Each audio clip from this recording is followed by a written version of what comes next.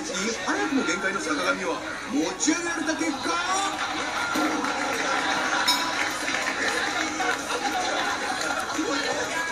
そして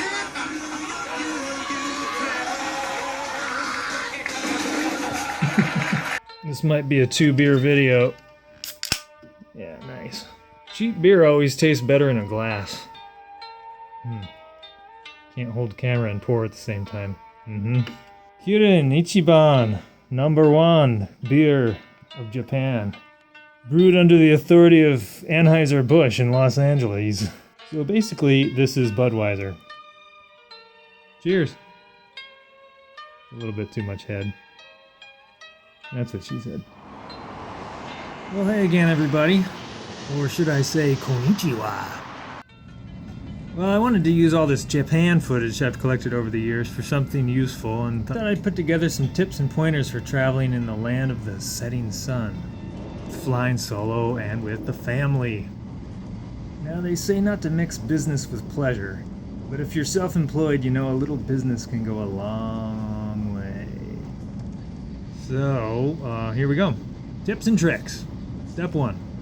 Get yourself a JR Rail Pass before you get there.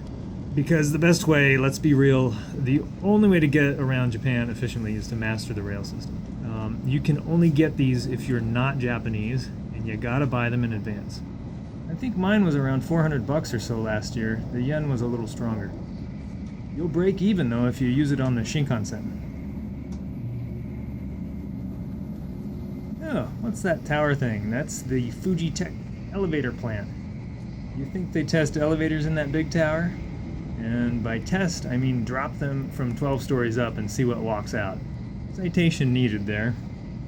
So, the JR Pass. What having this does is frees you up from selecting a specific ticket at the train station and wasting time there. You won't be standing there like an idiot for half an hour.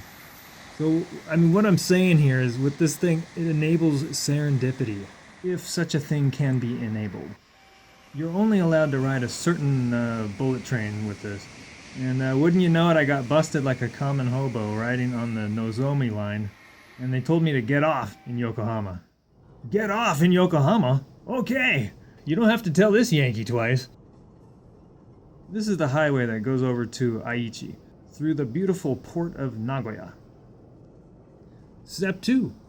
Take the SIM card out of your phone, and or put it into airplane mode, and then turn the Wi-Fi back on. What? No. Seriously? Really? Yeah, because if you're there on business, your company is going to give you a phone anyways. And this isn't about that. If you're just bumming around the island for a week or so, who are you going to call?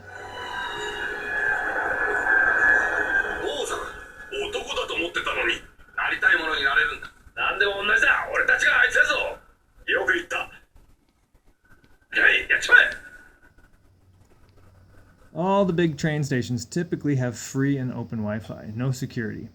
Unfortunately, that and your hotel is about the only places you'll find free Wi-Fi. So I end up doing a lot of my correspondence from there while having second breakfast. Literally, just find a place to stand amidst the sea of people and Skype home. That's a real I still don't know booth. As you can see, I'm here a little early. Hansi. Yes.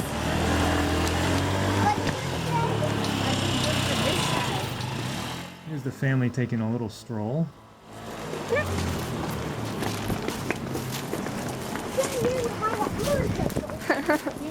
could you help me get my suitcase down here? Junior here was just 5 when I took him over. He was able to drag his own freight. It's the Stone of Laputa! Wow! Studio Ghibli Museum out in Mitaka City. A must-see. Yeah. So back in March 2011, I took my family of 5 over there. 5, me included. And as fate would have it, the day before we fly out, we're in downtown Tokyo when the big one hit. I mean, words and pictures can't really describe all of that stuff. You know, I mean, you think about the 30,000 people who lost their lives that day, and you just, what can you say? I mean, you just count your blessings that you're still alive, and not only alive, but doing fine, not a scratch. you know, we flew out once we managed to catch the last express train out to Narita. So yeah, Subway sandwiches.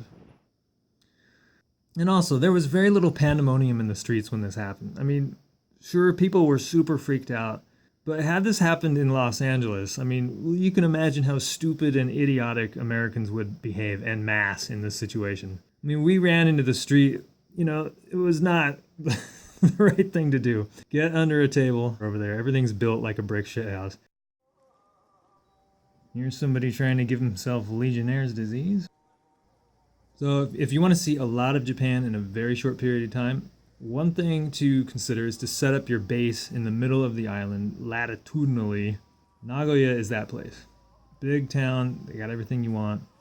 And I haven't even mentioned this. If you're into the jazz musics, and as Frank Zappa said, jazz isn't dead, it just smells bad. But not here in Japan. Dozens of serious jazz dive bars in Nagoya where people are playing hardcore bop, standards, free, some big band stuff, you name it.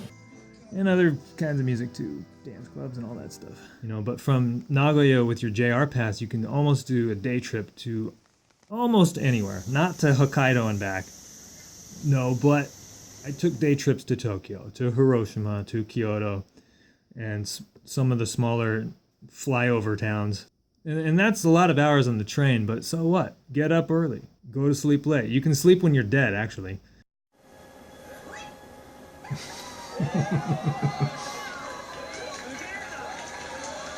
And like this guy here, in the summer, you're gonna get wet just walking around.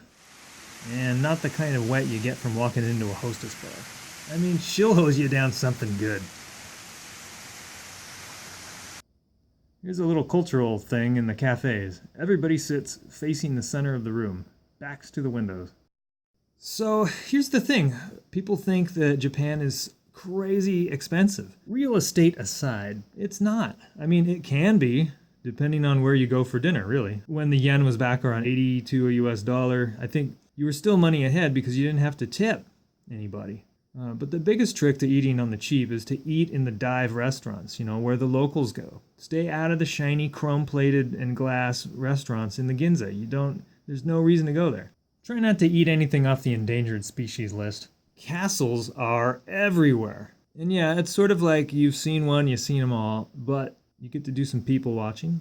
They usually have food and beer trucks out front, which is super awesome. Royal insect collection and vintage motorcycle helmets. A real interesting place is the Meiji-mura Museum. It happened to be a ghost town when I went there. It's where Frank Lloyd Wright's Imperial Tokyo Hotel was moved brick by brick.